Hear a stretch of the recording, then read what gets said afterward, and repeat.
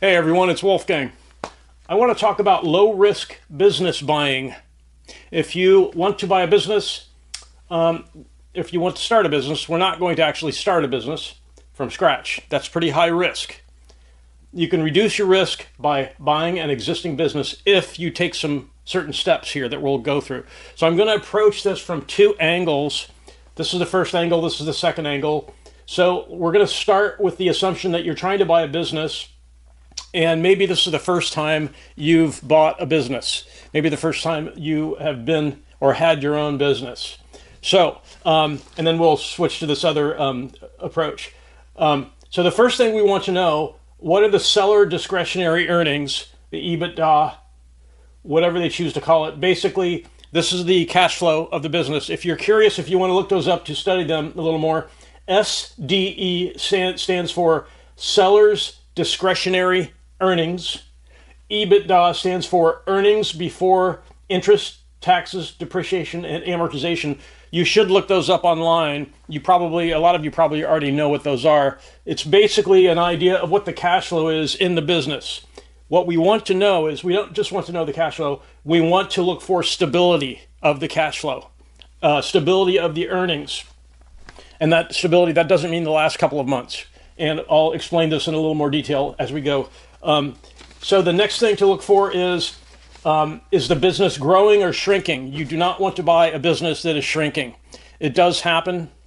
And you can tell. If you follow these steps, you'll be able to know if the business is growing or shrinking. Basically, you can just look at the most recent 1 or 2 years numbers, and you can tell if the business is shrinking. If you map out the earnings on a monthly basis for the last year or two, you can draw a line. It'll either go up and to the right, or it'll be a flat line, or it will be going down. If it's going down, left and to the right is a down slope. The business is shrinking. If you're new to this, you do not want to buy a shrinking business, okay? For this part of this, buying the business, you want to have a business that is preferably growing or at least not shrinking. So you want to get the seller's most recent 2 years, not the last 2 years, the most recent 2 years, I could have said that better, Schedule C from the 1040, IRS Form 1040, Schedule C, profit or loss from business. That reports the seller's numbers. They're supposed to be honest with the IRS in terms of what the business is earning. So you want to get that, look at their numbers, and then plot the business, whether it's growing up and to the right, staying the same, or shrinking down and to the right. Get their Schedule C, profit or loss from business. If you cannot get that, then you should probably walk away. Why wouldn't the seller be reporting the earnings? I don't have a good answer for that. I can think of a lot of things, but I would just kind of stay away from that. If you can't get the Schedule C from that seller, there are other businesses out there to buy. So the next thing you want to consider, employee issues. Is this a high turnover type of business? Because if it is, then you'll be doing a lot of hiring.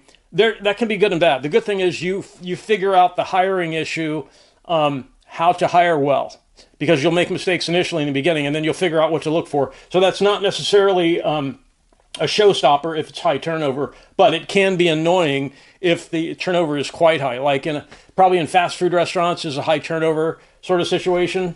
Retail stores, probably high turnover. Compared to other businesses, like if you were to buy something that involved a skill, because generally low skill businesses have high turnover. If it takes skill to produce something like baking, if you were to buy a bakery, you have to know what you're doing in order to produce baked goods that people will buy.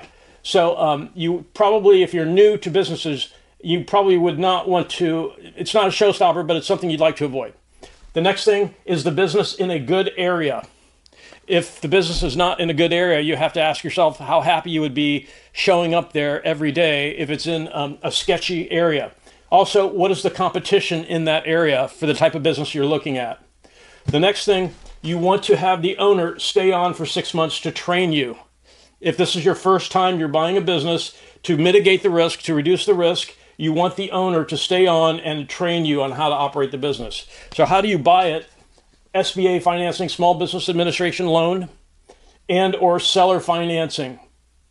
Obviously, if you have cash, you can offer your own cash. But these are two ways: seller financing, which is fairly common in buying businesses, or an SBA loan.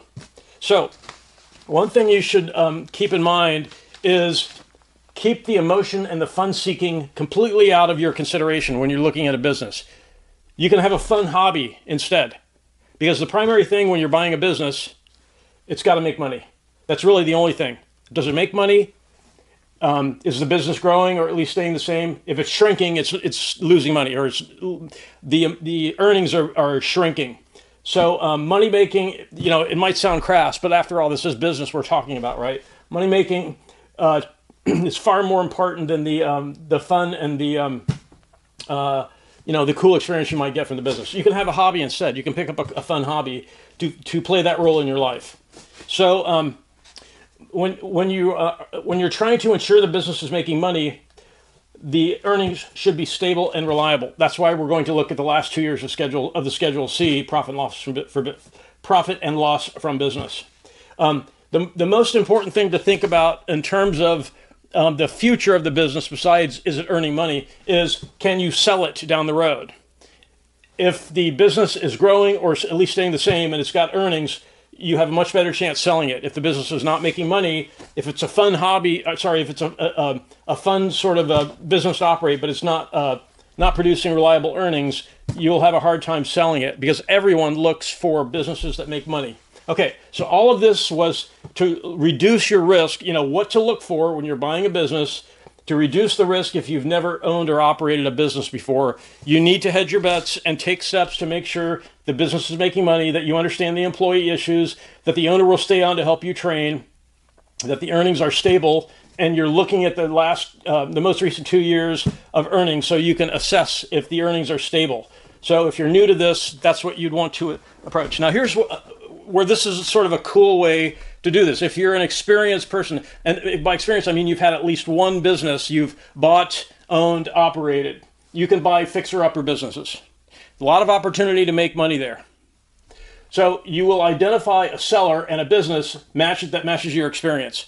For example, if you have experience, operating mobile auto detailing and mobile car washing, if that's your experience, you would look for a seller who bought one of those and ended up not liking it and he's not running it very well. That's just an example of the type of business. Generally, we want to find a seller in a business that matches your experience, where the seller is an amateur or the business is being poorly run.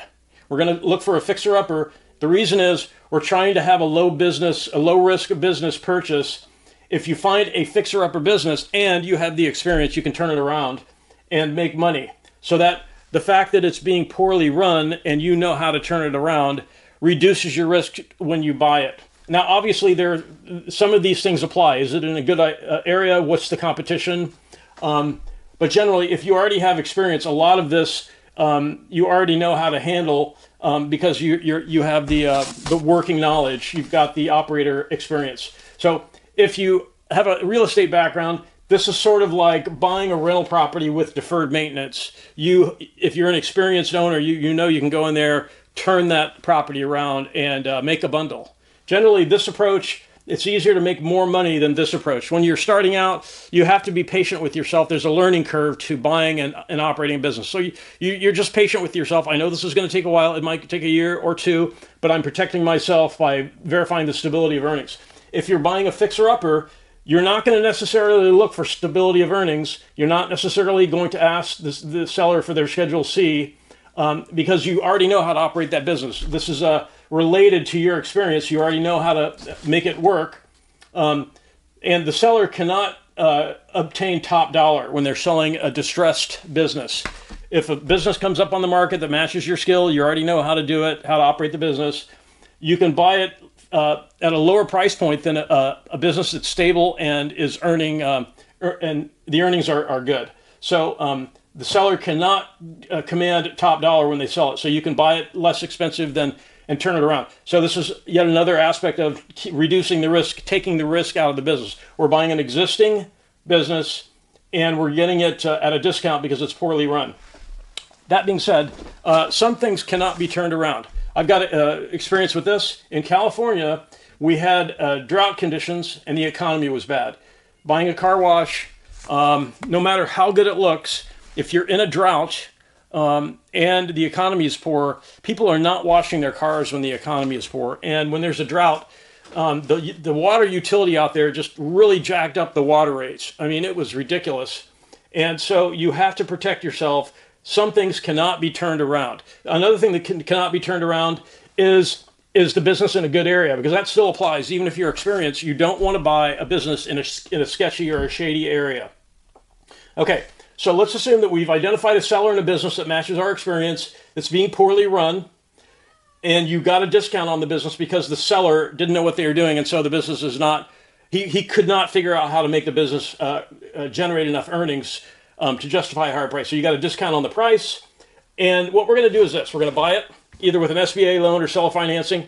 It's much easier to get seller financing if the owner is not managing the business well. They just want to get rid of it, right? So seller financing becomes more possible. So what we want to do is we want to pay above market salary to attract and hire high caliber staff to turn the business around. So if you have experience in a business, you already know some good people you could bring on. What some people do is they have a team, a network of people they've worked with over time. They buy a business, they bring on some members of that team, they pay above market to turn the business around quickly. They increase marketing and outbound sales, they increase the revenue, and then they sell the business in 12 to 24 months. It's a flip. Buy a distressed business, bring in high caliber staff to turn it around quickly, invest in sales and marketing efforts, and then sell it in 12 to 24 months. So again, you do not want to buy a business in a declining area because it's hard to predict. That should be a T, not an E. It's hard to predict the sale ability of the business if the area is declining. So in a declining area, you might say it looks bad now, but supposedly the city is spending money here. It's a opportunity zone or something. Those things can be a little bit hard to predict. So if you're going to spend your time and money, you may as well avoid buying in a declining area, because being able to get out in 12 to 24 months is not guaranteed either. If there's a hiccup in the economy and you end up having to hold on to the business a little bit longer than you wanted, and you're in a declining area, it just increases the chance that you get caught out with a business you can't sell. So you want to, it doesn't have to be a Beverly Hills sort of area, but it can't be in an area that after 6 p.m. it's too dangerous to walk the streets. Right? So you don't want to buy in a declining area. So let me give you some examples of businesses that would work well for this in either case. Either you're buying an existing business and it's your first time, or you're buying an existing business and it's a fixer-upper. Liquor and wine stores, liquor store or wine store. Those are very reliable businesses and will be for the next 10,000 years. Got to be in a good area. Tax preparation business. That will be around for 10,000, maybe 100,000 years. Taxing the population is not going to go away. So that's a good business to buy. Accounting business, the types of accounting businesses that do part-time CFO work. They have a chief financial officer who's hired on a contract for 6 months. I have a friend who got rich doing that, part-time CFO work. If you find one of those businesses that's for sale or it's a fixer-upper, that can be a very good situation, because accounting businesses are not going away. Carpet cleaning, tree trimming businesses, computer software, as long as you have AI expertise, garage door repair, appliance repair, because I'm in real estate also, appliances are getting very expensive these days. People are repairing and not replacing if they can. Haircuts, haircutting places will work in either of these cases, either of these situations, whether you're new to buying a business or whether you're buying a fixer-upper. Mobile car wash routes. There's just a lot of types of businesses, especially if you've got the expertise and you can bring in a high caliber staff to turn it around quickly.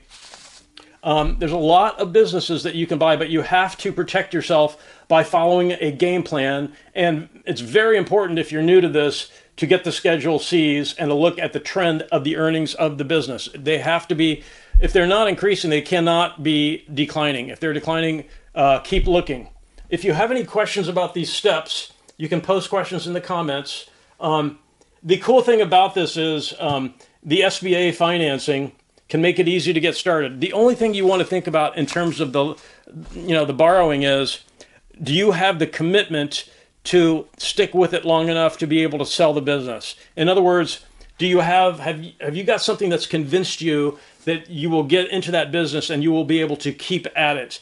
If you're sort of a whimsical sort of person by nature, in other words, if you always like to be doing something different, like every day is a new thing, every day is a new day, and you find it hard to focus and concentrate on one, because this is a long-term commitment. You know, if we're going to sell in 12 to 24 months, a year does not go by that quickly if you're miserable right away. So you have to, before you take on the debt, make sure that you have convinced yourself you're going to be able to stick with it. If you are, then if you follow these steps, you are protected. If the owner does not want to stay on and train you for 6 months, do not move forward with the business, because with that particular business, not with that type of business, but with that particular business, there might be something going on. And the other thing you want to do with this to protect yourself, to reduce the risk, is spend a day or two doing a web search on that type of business in that part of the country, and see how that type of business is doing. For example, if you had been in California, in this case I mentioned,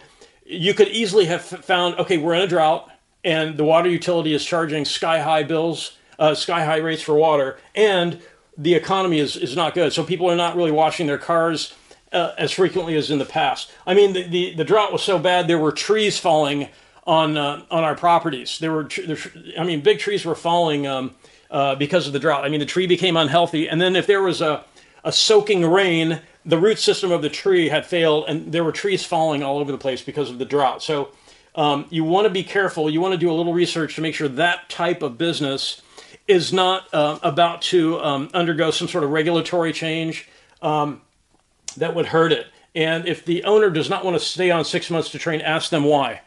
Because if they can say, well, it's because I don't think, there's this regulatory thing that's coming around, you might have to say to yourself, okay, this type of business is not for me because something is changing in the regulatory environment, or something else is going on that's going to make it unappealing. One example of that is a retail store that sells stuff that Amazon also sells. That's kind of a challenging situation right now, because Amazon and other retailers, like online retailers like Etsy and eBay, are doing pretty well selling online. So you want to, you can protect yourself all you want, but if you're in the wrong business, so you've got to be careful. If you have any questions, please post in the comments. I'll try to get to those. I want to thank everyone for watching, and have a great day.